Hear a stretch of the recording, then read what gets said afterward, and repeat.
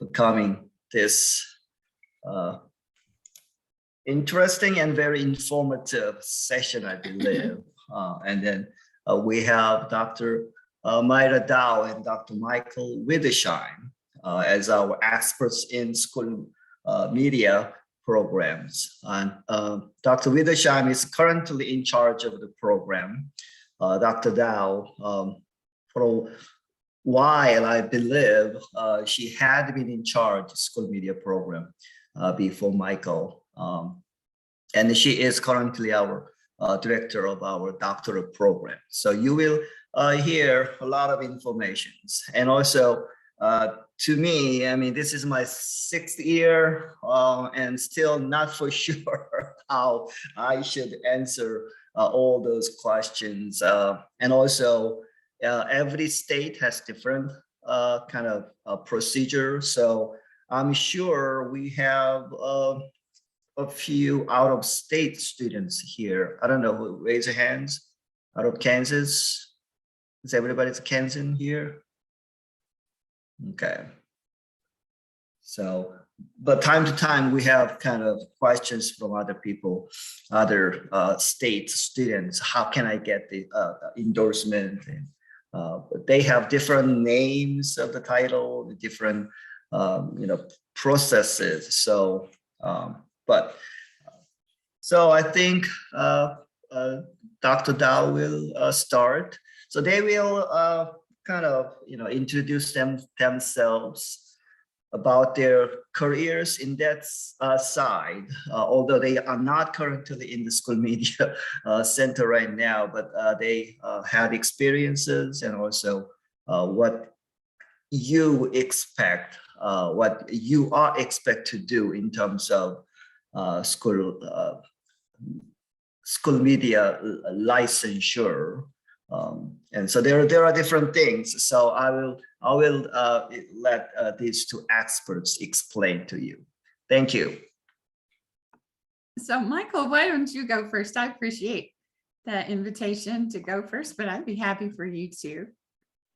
Yeah, okay, sure. I'm happy to talk about, I think we can go in 2 directions. We could either talk about what you think it's going to be like on the job as working as a school librarian, or we could get in more detail about the program itself. So is there something particular people want to talk about? Would you want to talk more about what can you expect to do as a school librarian side of that? Should we start there maybe? How many people, just show of hands, are already working as a school librarian, working in a school library? Okay, Ashley, Erica. Now, so you're there, you're looking to get licensure then in the school library media, right? Well, why don't you start by telling us, what is it that you're doing in your job? What does your typical day look like? Well, I can go first because mine's probably a little shorter. I'm actually currently a 7th grade ELA teacher, but my push-in or like my support hour is in the school library. So I'm in there for about an hour a day, just kind of getting to see the ins and outs and do a lot with that. Okay, great. Thank you. I am an elementary librarian, so I serve grades kindergarten through 4th. Because I work at a younger school, an elementary school, I guess I'm what they would call a teacher librarian. Most of my day is spent planning lessons and teaching lessons on things like research to meet Kansas standards. There are standards actually for library, just like there are for other teaching subjects. And then my aide typically handles a lot of the checkout and shelving, kind of those library tasks. But I think next year I will be doing both of those things. Cool, thank you, Ashley. And can you tell us, so you're in Kansas, can you tell us whereabouts you are?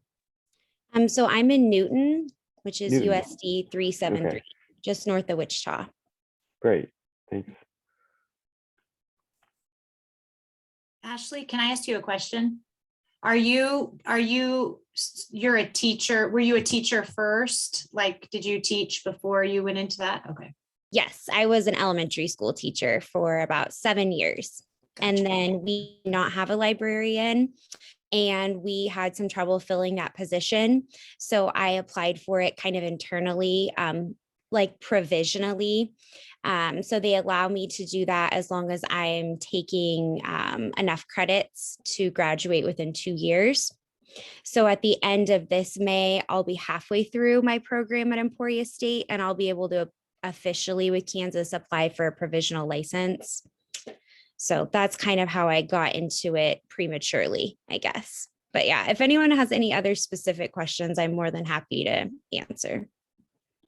Yeah, it can be very confusing with the different types of licensure and things. And so are you working as a teacher, classroom teacher, or working in schools? So I think most people may be familiar with the whole licensure structure, right? How this all works.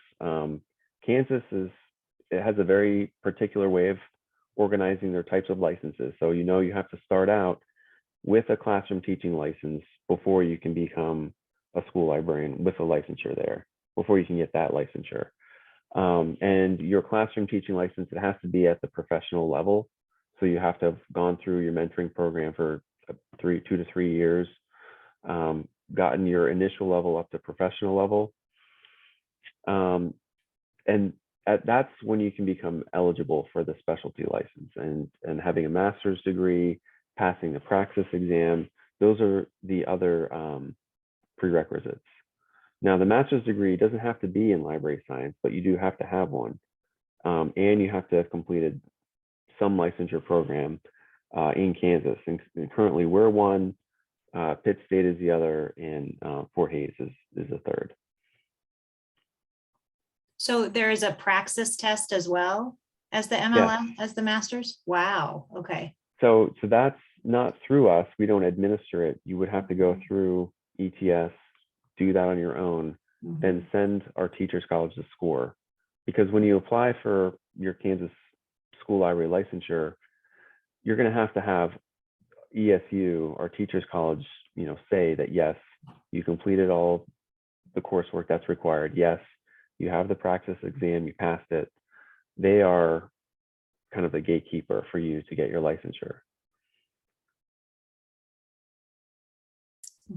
Is everyone making sense of this structure so far about having the specialty license, all that stuff? So our program, if you're already working in a library, if you're working in a school, that's great. You're going to have probably access to your network of people who you can do your practicum, your on-site placement hours with. The coursework, it's 29 credit hours total for the licensure. And as you know, the whole master's degree program is only 36. So most people who are in your position who are doing the licensure, they're also going to do the master's, right? But we do from time to time get people who only want to do the licensure only. So if you're in that position and you want to do that, that's fine. You don't have to do the whole master's. Okay. We can go over some of the specific courses you'll be taking in the program if do you want to talk more about that? I guess a question I'm just curious for the other people that are on here of where people are at in their programs, like if they've already taken a lot of the earlier core classes, or just because I know like I'm about halfway through as well. So I'm more interested in talking about the practicum level type classes, but there may be people from all over the program. Yeah, I'm with you, Erica. I don't know if we started at the same time or not, but I just have the summer and then I'll do my practicums in the fall. So I'll be done in December. I'm in my first semester. First semester. Well, let's just talk about the practicum. Everyone's going to have to do the practicum at some point. And so it's 3 total credit hours, but it's split up into 2 different courses. And the 2 credit hours for the 1 credit hour for the other, that's just arbitrary. It could have been either or, but the point is you have to do both an elementary practicum and a secondary practicum. And this is because school library, it's a pre-K through 12 license, right? So you have to have that range of experiences. Now the secondary, you can choose to do it at either a middle school or a high school. Okay, Jenny, maybe you were going to ask that. Yeah, so you do have some flexibility on how you complete those hours at both of the practicums. As we know, a lot of stuff has been done virtually. A lot of stuff is still done virtually. And if you are doing meetings virtually with your placement supervisor, your mentor, if you're communicating with classroom teachers virtually, you can count those hours toward your placement hours. And you have to have 40 in each. It's 40 clock hours. So it's 80 total, 40 for each placement. Is that just kind of, is that the honor system then, or is that the supervisors like tracking all that and submitting that, or? Yeah, good question. So what you're going to be doing as part of your assignments for this class, you're going to be keeping a journal. So what you did, you have a checklist of things you're going to have to go through to do, talk to different people. So for each journal entry, just tell me how long you were there, like what you're putting your hours. Now, at the end of all this, your supervisor is going to sign off on this, and they have to verify that you did the time and you did the other assignments. So the journal is one of the major assignments. That tells me that you're getting the experience that you're supposed to be getting, that you're seeing the different people, you're getting the full range of experiences there. Your supervisor will evaluate you, and I'll see that, and you'll both have to sign off on that. So she's going to, or he is going to sign off on, did you do the hours and did you do all these different things? And you do have to do a collaborative lesson plan. That's the other major assignment. And that's with a classroom teacher. So you'll have to demonstrate that you're able to use whatever standards they are using and create a lesson in the way that you typically do it. That's the way that you typically format a lesson in your district. Whatever that is, that's fine. Work with that teacher to create a lesson and implement it, and then reflect on your performance with your supervisor or with the classroom teacher. So that's the other major assignment. And then over the course of these two practicum, you'll also be assembling an electronic portfolio. You're going to be assembling artifacts like policy documents, different types of documents that you're going to be using, you know, that could be useful in your career. So looking for stuff like the collection development policy, checkout, the challenge, a book, if there's a book challenge, getting stuff like that together that you can use later on. Michael? Yeah. I want to just mention that. So when you're getting ready to do your practicum, you fill out a form that Michael will make available. You don't set it up. You can, I think you can indicate where you want to do it, and maybe even who you want. It's just, but you don't reach out to the library, or you know, it's not, it's all through our School of Ed. So you don't have to do anything. But I do have a question, because Kara Walters just put a text that she's from Missouri. So does she set up her, how do we set up a practicum out of state? We can still go through our field services. They'll do it. They do have to just ensure that there is a relationship between ESU and that district, and they have to do all that stuff in the background. But yeah, they will set that up. And we've had students set up in Missouri, Iowa. Right now they're working on one in Oregon. So they do that. Okay. So Jenny lives in Missouri, teaches in Kansas. Oh, that's confusing. I guess. No, not really. We'll just do so do you have a Kansas teacher's license, or I guess you do, Jenny? I have a Kansas teacher's license. I used to have a Missouri, but it has expired, and they won't give me a new one unless I work in Missouri. So.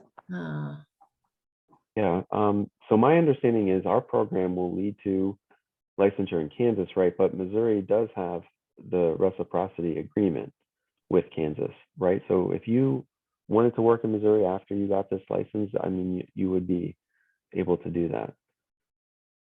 So Kara, are you going to work in Missouri? I'm just exploring different career fields right now. So I'm not in the program and I don't have a teaching license either. So I just wanted to learn more about this. I think in Missouri, but I don't know if they do the reciprocity thing, it might be different, but I just happened to look it up today, and Missouri does not do the Praxis. They have their own They have I the think it mega. was Yep. yes, mega. I can't remember, it was a funny acronym. Yeah, they have their own licensure tests that they administer. Yeah, And- Kansas gave me reciprocity because I had the Missouri license first, so I took all my Missouri exams, and I didn't have to take the Kansas exams for the teaching.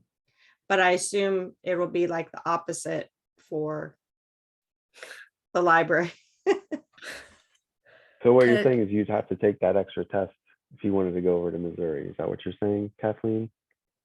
Oh, no, I was No. just saying that, if there are people who are thinking of working in Missouri and they live in Missouri, that just to be aware, they would not be taking the Praxis, that their Oh, I see. their procedure is different. Missouri also doesn't require the master's degree. No, if you can pass their test, you can be a school librarian. Yeah. And we don't think very much of that. And many people in the state of Missouri don't think much of that either, but that is the law. I wish every state was just the same. This is so confusing. Like I just admitted a girl that's doing school library media licensure I have one from Maine and one from Virginia that are new. So. Yeah, and we have had that situation, Kathy, for all these years because we had school librarians in our programs all in the Western states. And so we've worked collaboratively with many states over the years. And I think it's interesting and good to know that our expectations and requirements for school librarianship in Kansas are at the high end of the expectation. And so when people want to, when Dr. Widdersheim, for example, would check with the state to find out about whether or not our license would live up to their expectations, it's pretty common for us to have more and higher expectations than many states do have. So I've always taken a great deal of pride in that because I think it speaks well for what it is that we hope prepared school librarians are able to do as school specialists. And from my experience, I've certainly seen a lot of people come and go from our program and become well-respected leaders as school librarians. And so I feel very positive about that fact. And while what we're talking about sounds like what you have to do, I hope you don't think about it like that. I hope you're thinking about the importance of what you're doing and how it is that you're really preparing at a very high level to be directly involved in the education of kids all across the age levels. And about that, I just want to say one thing because I've already kind of heard a little bit tonight, and that is that it seems to be that there's even still a bit of variation on how and what local schools might expect of school librarians. And there seems still to be a lot of lack of awareness of the school librarians' education and preparedness for the job of teaching information literacy skills. There's also a lot of lack of awareness of just what do we mean by information literacy skills. So I always try to emphasize the fact that we many times have to educate people locally about what it is that you can and should be doing along with classroom teachers. And so I've heard from Randy Watson, who is the head of education in Kansas more than once, that he says, you know, if you're not doing something and be accountable for increasing student learning and achievement, we just plain don't need you.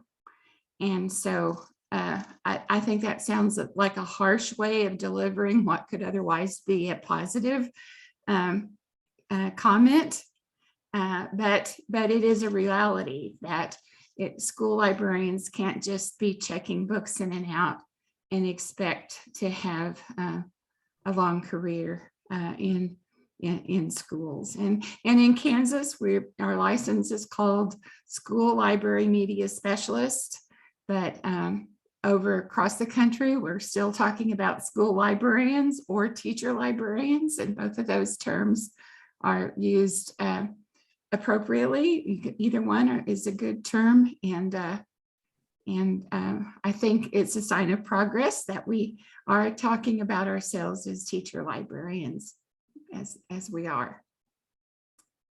Also, I'm just going to say, Dr. Widdersheim and I are both licensed professional librarians, and we've maintained our license over the years, which is indeed quite an accomplishment because of the requirements of what the state expects and who it is that they have to evaluate our own applications for renewal. And so it is not intended to be a simple or easy process, is it, Michael? I was going to say, I mean, as you are all pursuing your licensure, don't forget I am also trying to maintain mine, and it is not easy. Mm-hmm. It's costly, it takes time, and it's just complicated. So. Okay, that being said, just today, Natalie, and she's on here, I was visiting with her today, and she's just getting ready to start in the fall. But she had a question. So once you get your license, your school library media licensure, you already have your teacher's license. How often do you have to renew school library media licensure? And how do you do that? Do you have to take some continuing ed, just like? You have to, well, you don't, for heaven's sakes, don't wait till the last minute. It takes a lot of evidence of a certain amount of preparation, additional professional development, or some level of professional activity. Okay. To qualify. And then, is it like a 10-year license? So go ahead, Michael. I think that the specialty license also have two tiers, the initial and the professional. Okay. Just like the classroom teacher license does. So in order to get up to professional, where you don't have to renew as often, I think with initial, it's every year you have to renew. So you get up to professional, it's like every 3 years, but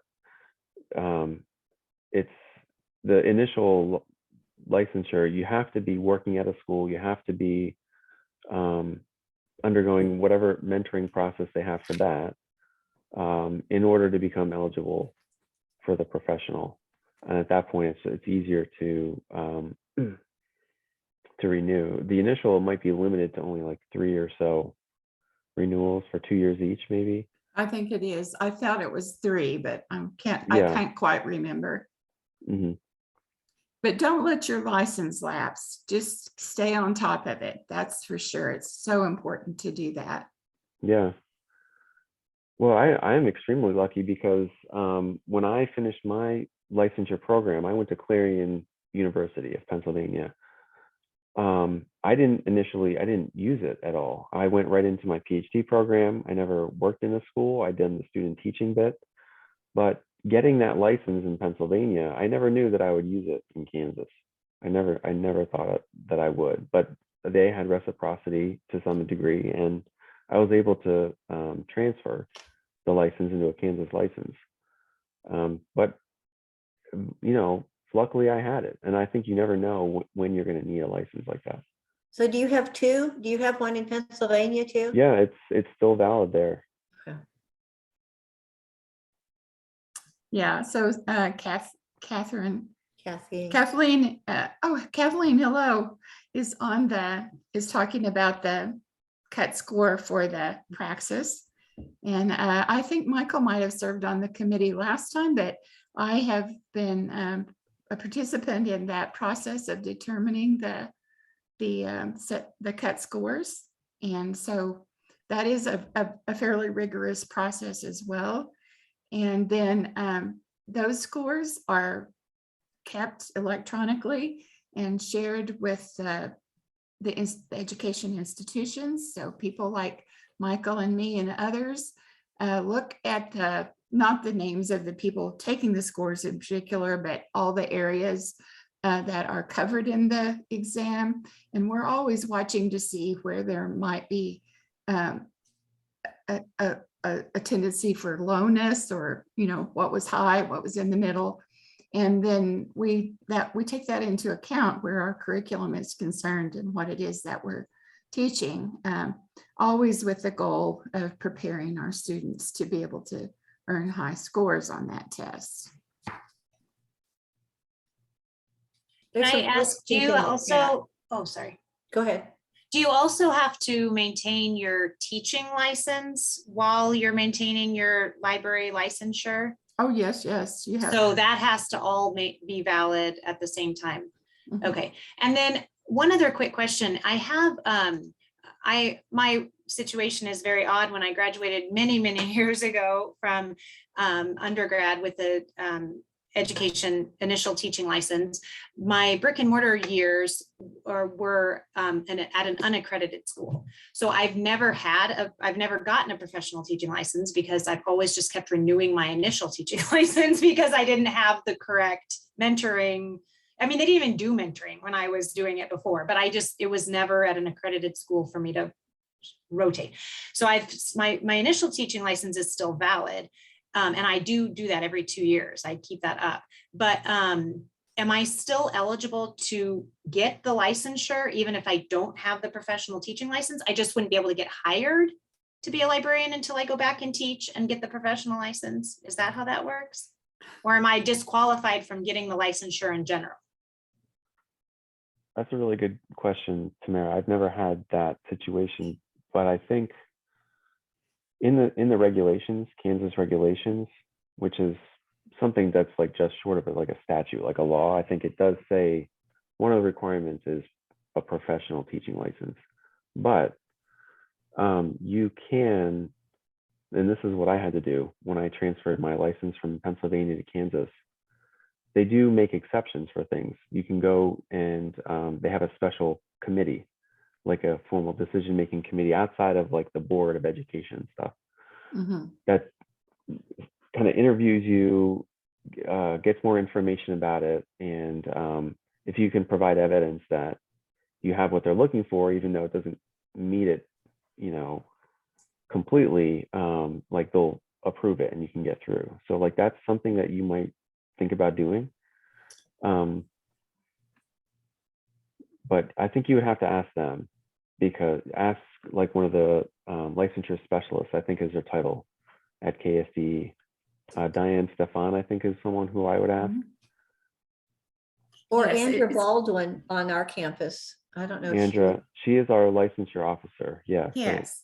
And she some of these details, as Dr. Widdersheim saying, are so there's so many little different quirks and turns that happens with a person, you know, through your own experience.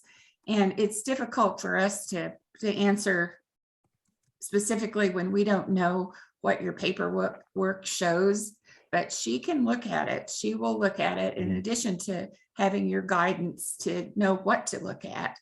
And then she'll be able to tell you exactly. And once you have that, you can count on it. She is an official licensure person. So it's not a wishy-washy deal at all. You find out exactly what it is.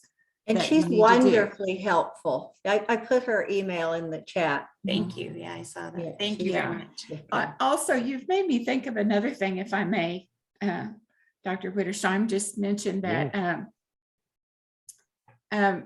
schools don't have to employ a licensed school librarian.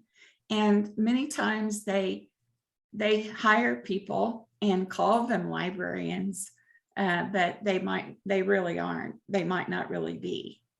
And so in the state regulations, there is a requirement that they have a certain number of licensed personnel in their school building.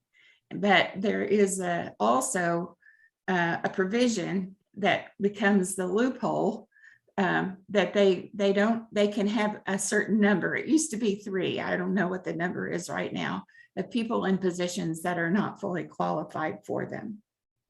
And so, some of us for years lobbied to get school library, the word school librarian, into the federal education law. And I happen to be the chair of the committee that led that charge for quite a few years. So I'm talking about something that I've done myself. And Senator Harry Reid was a strong advocate. He's now passed away, but he was a strong advocate for putting those words in the law before the last reauthorization of the Elementary and Secondary Education Act. And had that happened, that would have meant that schools would have to hire us. If they had a school building, there would have had to be one in every school building. But that isn't the law now.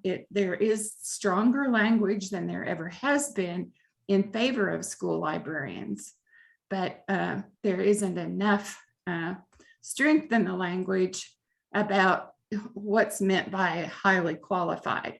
Now in Kansas, so the good news is that in Kansas, it's not acceptable to allow someone to provide instruction who is not licensed properly as a teacher.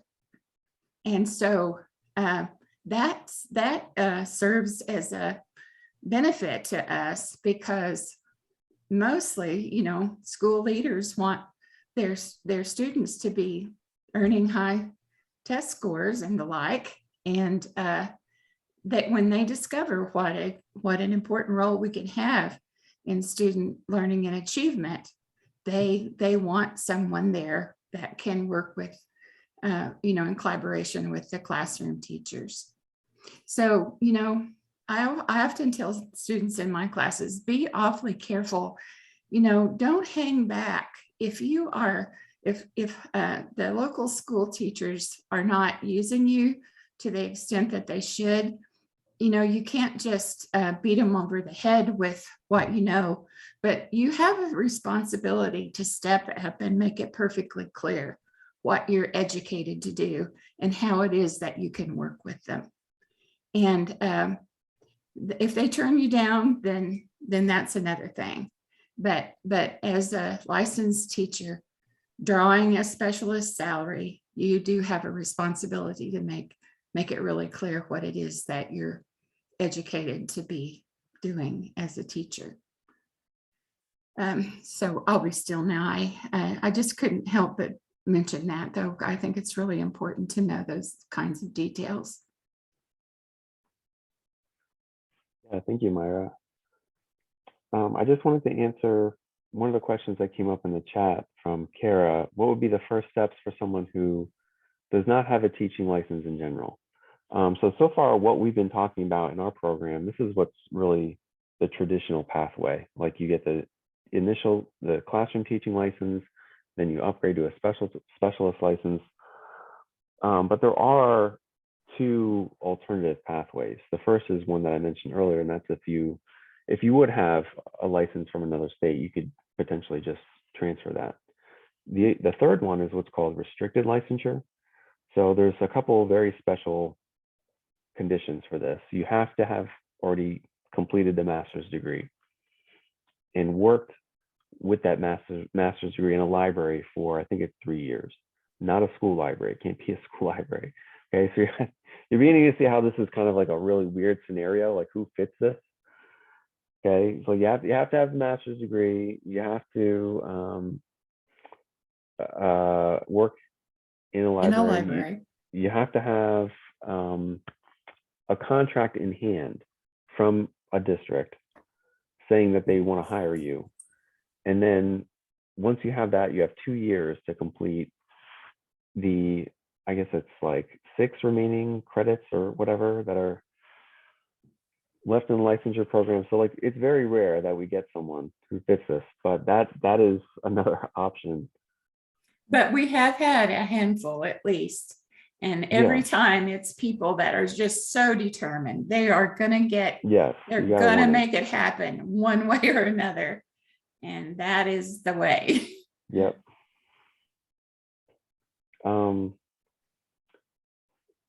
Anybody have any other questions? Did anyone have any other questions about the practicum, the placements? Yeah, I guess the question is, so say I'm currently teaching in a district that I'm not employed as a librarian, technically Okay. in any Mhm. capacity, can I do my practicum in that district, or Yes, even like in my own school or at the elementary school connected? Yeah, absolutely. Great question. Yeah, and your mentor could be whoever is working there, who you probably already work with, right? So now you work at, is it like an elementary school or I work at a middle school. a middle school? Okay, so that would count toward your secondary. You'd have to go somewhere, could be in your district, could be outside for the elementary. There's one that's literally right next door. So, Yeah, but I was just perfect. curious if that was like allowed. I know it would still have to be approved by everyone involved, but Yeah, you have to set it up through us still. Mhm. You can't do it through them. But yeah, a lot of people are not so lucky. So like there might be some traveling involved. Getting the time off can be difficult for some people. So I really encourage you to plan this out well in advance so that you have something good set up. Maybe you already have some in-service hours coming up, or like if there's some school that has like a different hourly schedule than yours, and you could pop in there at the end of the day for an hour a day. I mean, that could add up if you just chop it up really finely like that. Mhm. And Michael, I had this question and I ran it past you. I had a student ask me if their school has summer school, could they do their practicum in the summer? So I asked Michael and he was like, sure, it's fine with me. And we asked Wusab and he was like, fine. Now, nobody's tried it yet, but Yeah, As because it's long actually as kind there's of a difficult to supervisor do. there, as long as there's a Right. qualified supervisor there, that's the real, The what really supervisor matters. and the students, because And you the do have students. you do have to teach like Yeah. a lesson. So you're not going to be sitting in like a detention hall and Yeah. counting those hours. But I thought it was a cool question. Yeah, I have two more questions about the practicum then. The first one is, do people ever just take like that whole 40-hour week off work? And is that a possibility, just to plow through it that way too? I think someone did that, didn't they, Cassie? I've known of people to do Yeah. it. Not very many people are situated where they can really make that happen. But if you could, and your supervisor is willing, I don't know why you wouldn't do that if you could do it. Okay. And then my second question is, when will we start to fill out and apply for all of our practicums and that too? Will we do that before next fall? So you want to do it in the fall, is that right? I'm doing one. I'm doing one in the fall and one in the spring.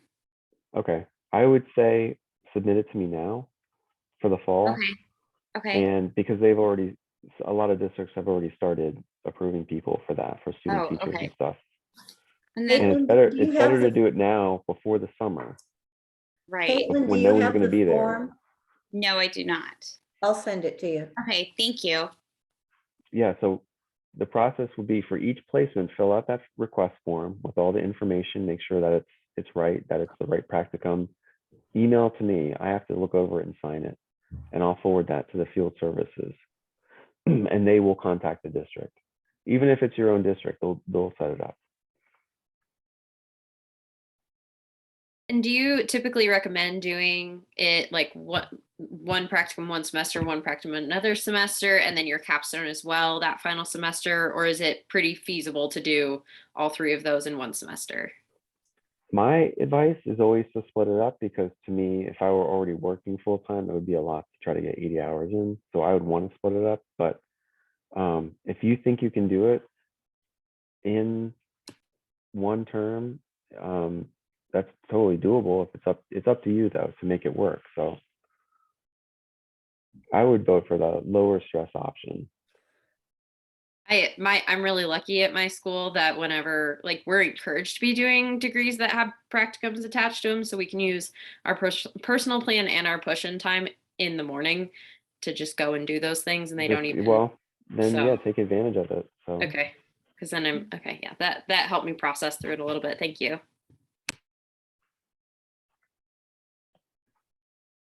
There's some couple of questions on Praxis. okay. Any advice on studying for the Praxis?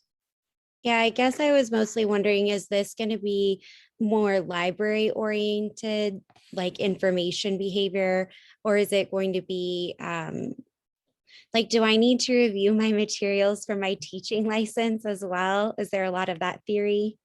It's kind of its Ashley, own thing. It's not Yeah. really classroom stuff. I was gonna say, Ashley, because I'm going to take it in May, so I've been looking at all this stuff. If you go and look on the Praxis website, there is like a 40+ page document that tells you what is covered in the school media Yep. licensure exam. And I mean, it doesn't tell you like break everything down, but it says, there's like 5 different subjects and about 20% are from this subject area and blah blah blah. And there's, I believe, if you register, after you register, that you can have free access to one of their like practice tests for it. And it's just the same test over and over, but it will give you an idea of what you need to study more closely. But anyway, and I bought a couple of things off of Teachers Pay Teachers. They had a couple of reviews, but yeah, if you look at the Praxis website, there is a huge document that covers everything that's in it. Yeah, I think there's Yeah. maybe 5 categories of questions or so. Mm-hmm. So from my experience, and I just had, like Mirah had said, I was a part of this standard setting committee.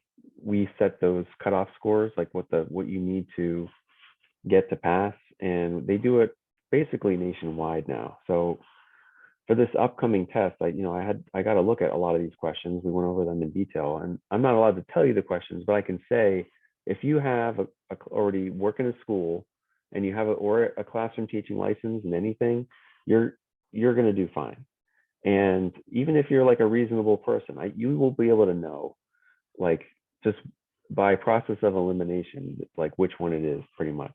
There are a couple that are just like not greatly worded that you might get wrong. And there are a couple that are very specialized theory from like a couple different people, a couple different books that whoever designed a test kind of like had a couple books in their desk and like pulled theories from them, kind of obscure school library stuff.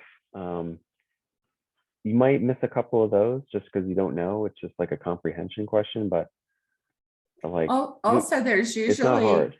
some questions about what the decision was in certain Okay, certain court laws, cases, right? certain Yeah, court cases. yeah, you do need to know those.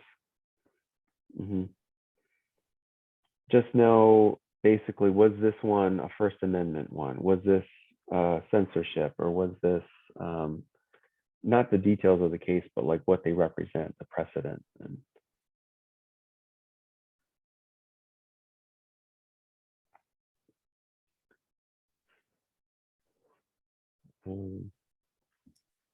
any other questions that I missed in the chat? Yeah, I think Kathleen's advice about getting that booklet for the test is helpful. There are some practice tests out there,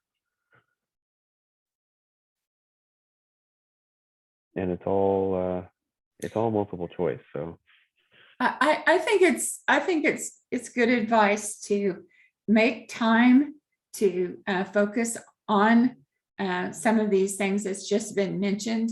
I think some people will be able to do it just because they're really good test takers, maybe, but there's quite a few details in it, and they're all details that you should have encountered sometime or another in your program. I certainly hope so.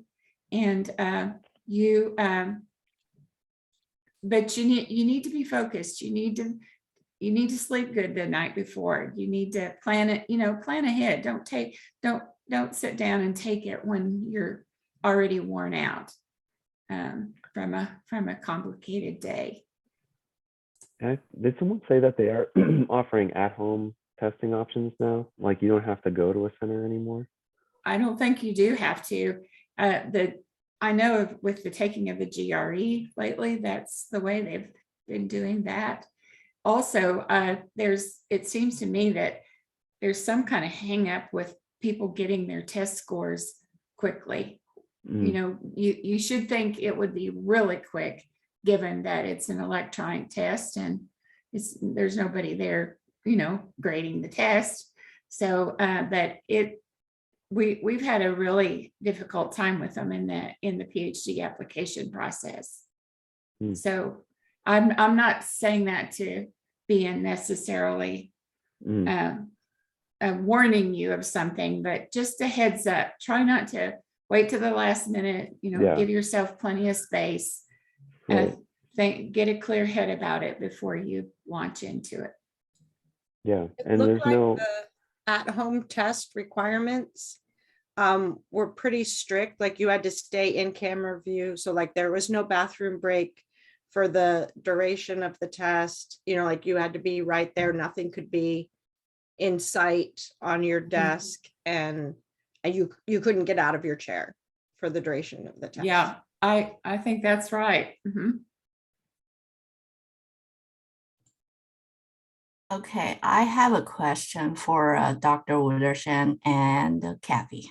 So I recognize I have two current students here, Tamara and Erica just left. And Tamara gonna graduate in December, right?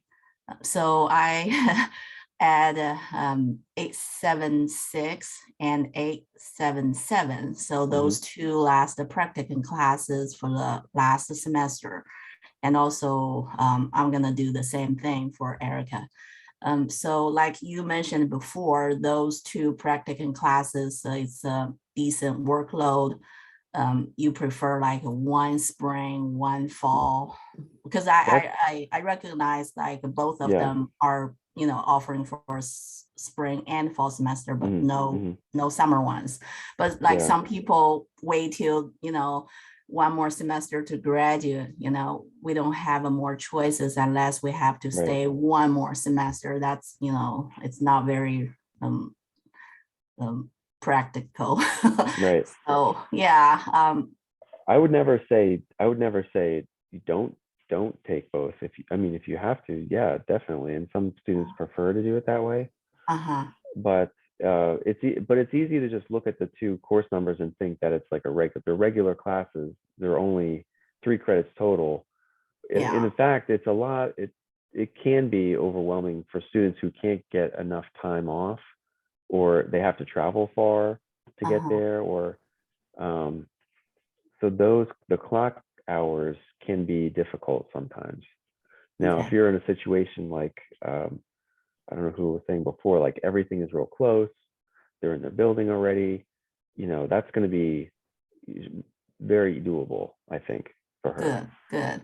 So Kathy, have you had any like a bad experience with like a student enrolled to practicum courses for the last semester and got really, behind or cannot catch up anything? I try to think anything, ahead of time. So, at least when we do things, we'll say, okay, here's the thing we need to, be aware of. Yeah, we don't want to be like one year you're in the highway, just like, what should we do? Yeah. I remember one year students, I don't know if Michael was here yet, students didn't get placed till really late in the semester, like October or November. And so they couldn't get it done. So I think they had to do an IP in progress and finish it up over Christmas or in January before classes start.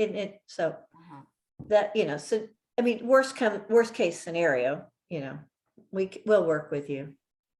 But I think I probably have about half that do it split and then about half that just do it both the same semester. So I appreciate your concern. I really do. And when you said that, I was like, oh, but I don't work full time. I work at the public library, and on my hours, I work Monday, Tuesdays, Wednesdays all day. And then I work every third weekend. So all of my hours, so I have Thursdays and Fridays totally off, which I've been Good, using for my good. schoolwork anyway. So that's where I'm kind of hoping to just schedule out those practicums on those Thursdays and Fridays throughout the semester. And I Yeah. know, Dr. Widdersheim, I've submitted my paperwork and you've send back to me that it's been submitted, whatever. So I guess now I just wait to hear, I'm assuming, but the schools that I chose for elementary and middle and high school are all within like less than a mile of my house. So I'm really hoping if those things are approved, that'll be a convenient option for me and not require me to travel a lot. You'll be able But to yeah, sleep at night I again. understand how that would be overwhelming because I'm also taking, I mean, in the sequencing, the course sequencing schedule is kind of what I've been following. It also tells me to take collection development as well that final semester. So I've got collection development and then the 2 practicums and the capstone. So yeah, so that's where I'm at there. I'm not working Monday through Fridays, all that. So I am allowing for us just planning on the Thursdays and Fridays being for that. All right, because and That sounds fun. yeah, I had to say this is my first semester, solo advising, and I don't want to make people feel, horrible, like just because too much workload and can't work on that. I want to be doable and have a pleasant, experience with with high grades to finish. Yeah, that's my major concern on that. Okay, but thank you both of you. But yeah, Tamara, I think we are still waiting to hear back from field services, right? So they'll email you directly with an approval form. Okay, I will hear directly from them with an approval form is what you said. Yeah, and I'll be okay. CC'd on it. So Okay. yeah. Okay, I'm not worried about it. I just hadn't heard yet. So I figured it hadn't come yet. So. I'm going to piggyback on your question. So after this summer, Kathy, I still have 9 credit hours of regular courses. So I don't know if I should take like a full semester in the fall, like those 6 hours in the fall, and then do my collection development and both practicums in the spring, or should I flip-flop those and try to do, I guess, 1 class, 1 or 2 classes plus a practicum, and then in the spring do another class and another practicum? I mean, I guess I'm wondering if any of you have advice for how to divvy up that workload. Like, is it going to be challenging if I'm taking 6 hours plus a practicum? I don't know that would be that. I think the hard part is, like Michael said, getting all the hours in. Like if you do 2 practicums so right now you're in 8, you're in 810 and 831 in the fall. Unless you want to do, you could do 1 practicum. You could do 810, 831 and 876 in the fall. Do it 1 if you want to add 1. And then it would make the spring. I'll contact you. Okay, thanks, Kathy. Sure.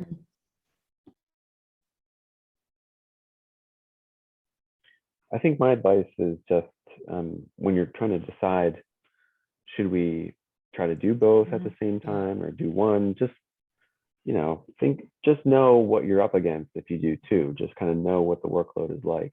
And like if you have to travel very far across town or, And also it might be helpful. Dr. Widdersheim was very nice. And when I was trying to make these decisions, he sent me the syllabus beforehand. And so I could kind of get an idea of the workload that would be required with the practicums. I don't know. I assume he would probably do that for other people. But Probably on the website. That's so a good I would idea. absolutely anything you need. Yeah, So, that was very helpful for me to decide what classes I needed to take when. So Kathleen, did you split yours up? I can't remember. I did not. I'm doing a crazy semester. I'm doing 9 hours, but I'm also not working outside the home this semester. This is my full-time job. So I'm doing both my practicums, collection development, and 832, which is the young adult Right, yeah. resources. Mhm. So now, Kathleen, you did something crazy. Like you completed your practicum before like early January or something, didn't you? I did do one of them. I did my secondary one the first week back after Christmas Oh. break. I did my hours. I am still working on my portfolio. But I got But my that's hours out of the but way, and that was helpful. yeah, and that's fine because our terms don't really overlap with like the school's terms, you know? So like if you can get in early before our term starts or like set it up that way, or you know, you can totally do that. But you do need to have the placement set up in advance, but you would still be enrolled in that term even if you're not really working during that term. So that if you can get your mentor and teaching in that first couple weeks of like January or something. Yeah, but I think I'm definitely not in the norm because I'm not currently in a classroom, and I'm, like I said, this semester I'm not working outside the home. So I think most people don't get that luxury. And I know that I do feel like it was a luxury. It might still be easier, even if you were working, to do your practical before the semester started, so you didn't have to worry about it with doing your other classes, you know. So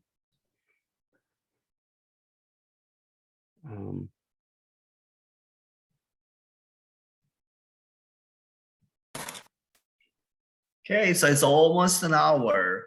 I believe this session has been very informative, very helpful. And I appreciate Dr. Mirah Dow, Dr. Michael Widdersheim's time for this great session. Thank you so much. thank you. Night, And, everyone. yeah, feel free to reach out with any questions you have. Okay, have a good night. See ya, All right, good thanks. Thank you.